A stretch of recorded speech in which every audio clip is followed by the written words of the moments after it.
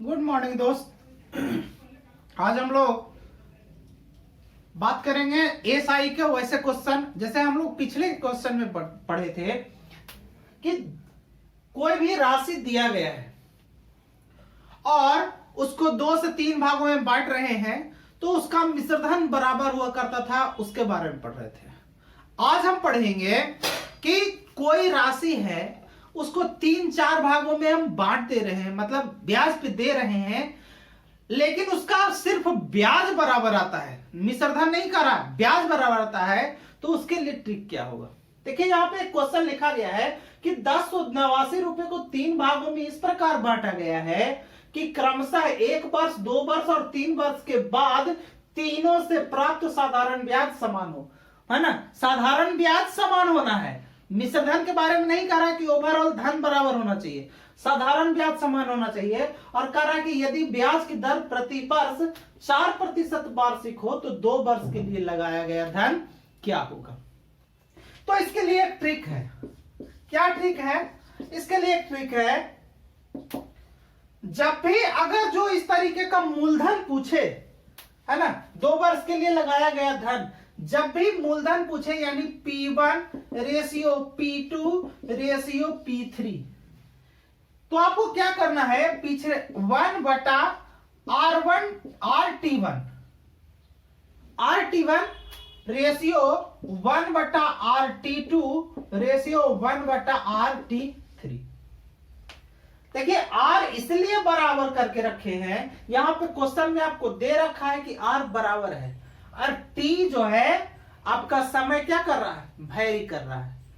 एक चीज और इसमें हो सकता था कि हो सकता है कि समय बराबर कर दे और दर को अलग अलग कर दे, तो वो तो भी जो है इसी ट्रिक का इस्तेमाल करके आप मूलधन ज्ञात कर सकते हो।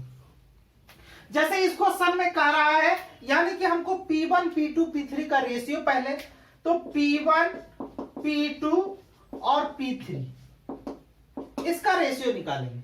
तो 1/, देखिए दर जो है आपका कितना है, 4% वार्षिक है, मतलब दर में कोई चेंजिंग नहीं हुआ है, यानी 4 गुना समय कितना है, 1 वर्ष, 2 वर्ष और 3 वर्ष, यानी कि 4 गुना 1, उसी तरीके से 1/4 गुना 2, उसी तरीके से 1/4 गुना 3। ठीक है, अब आपको क्या करना है, 1/4, 1/8 और 1/12 आ गया। अब क्या करोगे आप, रेशियो इसको निकाल दो। रेशियो क्या निकालोगे, 4, 8, 12 के एलसीएम कितना होगा, 24। तो 24 में 4 से भाग देंगे तो कितना हो जाएगा, 6, यानी कि P1 P2 P3। पहले का रेशियो कितना, 6 हो गया। दूसरे का रेशियो 24 में, है ना, इन तीनों का एलसीएम कितना आया है, 24 आया है। अब 24 में 4 से भाग दिए तो 6 आया, यहां 6 लिख दिए, चूंकि 6 से 1 को गुना होगा तो 6 होगा, यानी 24 में 8 से भाग देंगे तो 3 मरतबे, 3 को 1 से गुना करेंगे तो 3 हो जाएगा।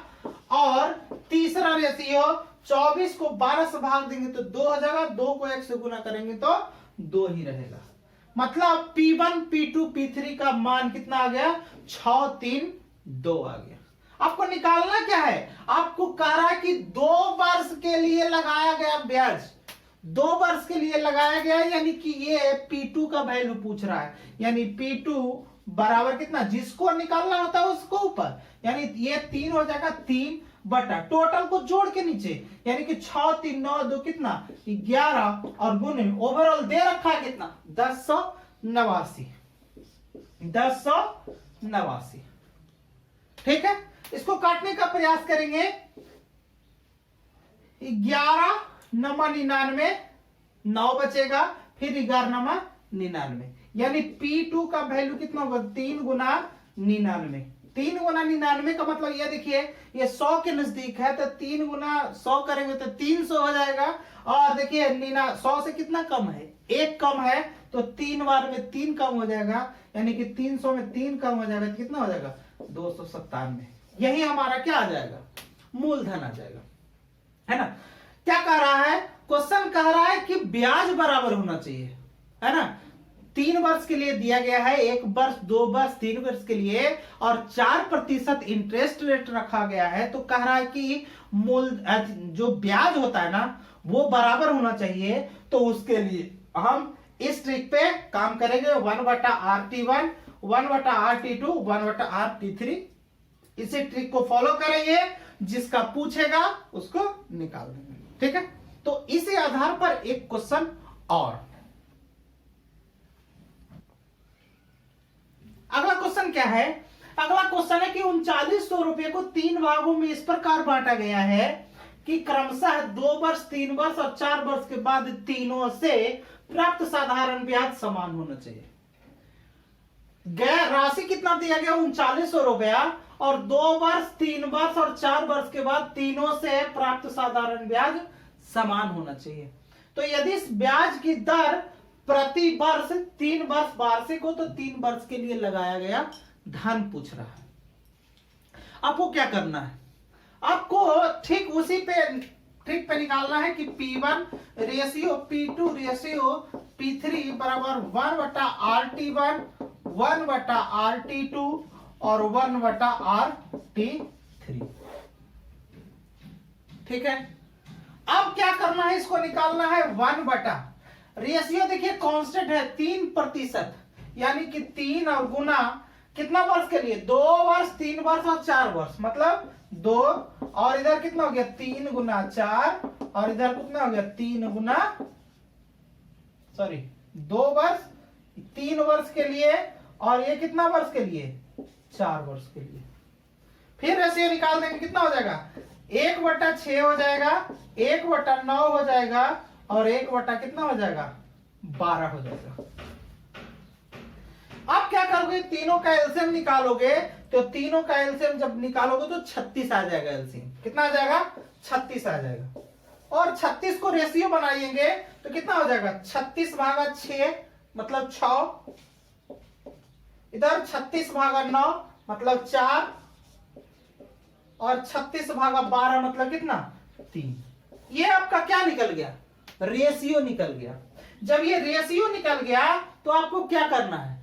आपको रेशियो निकालने के बाद आपको निकालना है 3 वर्ष के लिए, तो 3 वर्ष के लिए यानी कि P3, तो P3 का वैल्यू कितना हो जाएगा? जिसको निकालना होता है उसको ऊपर, यानी कि ये P3 का वैल्यू 3 है, तो 3 और बटा टोटल जोड़ करके 6 4 10 3 13, कितना हो जाएगा? 13। ठीक है, 3 वर्ष के लिए लगाया गया धन।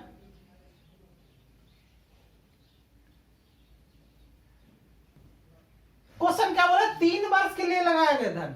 3 वर्ष के लिए लगाया मतलब ये 3 वर्ष के लिए, 3 वर्ष मतलब ये P2 निकालना है ना, तो यानी कि P2 हो जाएगा।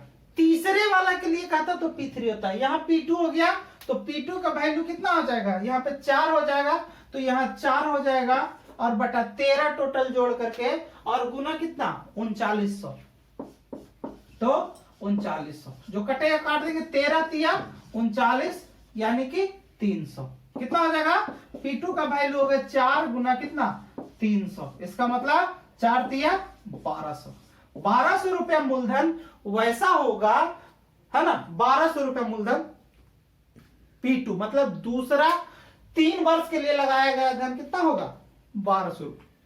ठीक है, तो इसी टाइप का एग्जाम में क्वेश्चन पूछता है। और भी क्वेश्चन के लिए हमारे साथ बने रहिए। तब तक के लिए धन्यवाद।